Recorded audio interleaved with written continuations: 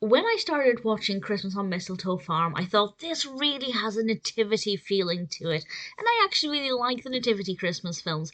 And then after watching it, when I was looking online at some information, I realised it's directed by Debbie Isitt, who has also directed the nativity films, so that makes a lot of sense.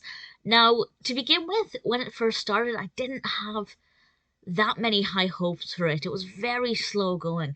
But actually, once it got underway, pretty much once the character of Beano came in, who I will talk about in more detail in a moment, once he came in, things became entertaining. And I actually really enjoyed it. I think it's definitely a fun family film, certainly something that a lot of younger children will enjoy. But watching it as an adult, as a film fan, I liked it. I love cheesy Christmas films, so it definitely spoke to me there. But I also loved the performances, especially from the supporting cast.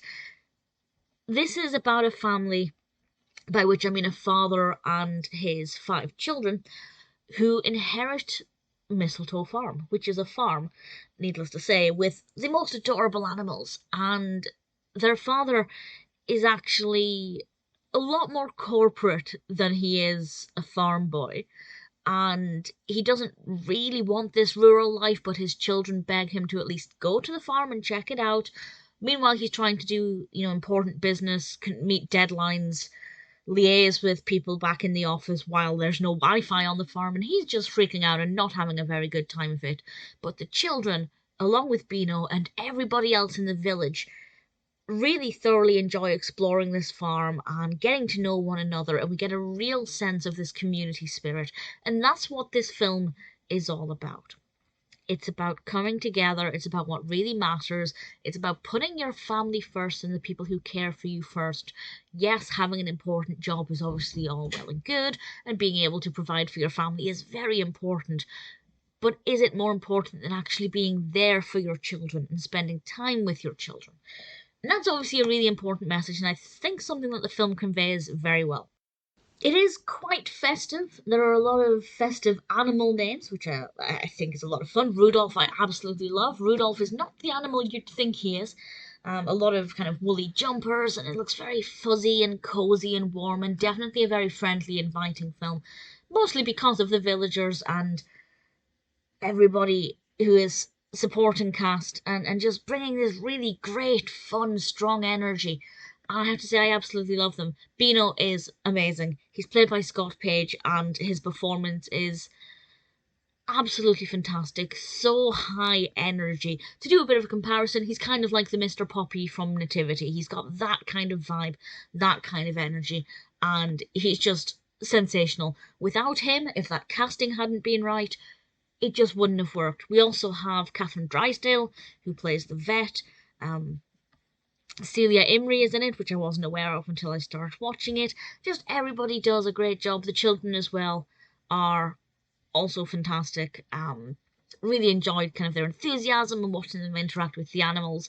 It's definitely a very warm, friendly film. There are a couple of songs in it. It'll Be a Lonely Christmas Without You. I'm not sure that's the title of the Christmas song, but that song was in it and it was beautifully sung and a really moving moment. And there is some kind of sentimentality here as well as just having a lot of fun on the farm. And I think it does a really great job of balancing everything. In a moment, I will discuss what I think of the ending, with a spoiler warning. But do I recommend this film? Actually, yes, I do.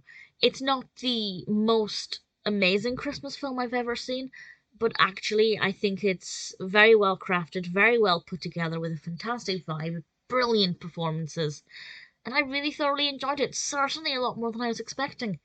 So the ending, this is a spoiler. I'm about to spoil something that's quite important. So at the end of the film, I'll actually pussyfoot around it a little bit so I don't spoil it too much, but at the end of the film, something is revealed as being not what we thought was the case. And I don't really like that. I feel like it was trying too hard to have this moving ending, and it just wasn't necessary. The lessons were learned without that. The importance of family was reinforced without that. And I just feel like it felt a little bit too gimmicky, like the film was trying too hard to end on this glorious high note, when actually it had a really solid ending without that. So that bit I thought kind of ruined it a little bit, because It didn't make sense, it felt forced, it was trying too hard. Without that, though, really enjoyed it. Definitely give it a chance. It is on Netflix. If you're looking for a very fun, very family-friendly, entertaining film, Christmas on Mistletoe Farm is certainly one that's worth checking out.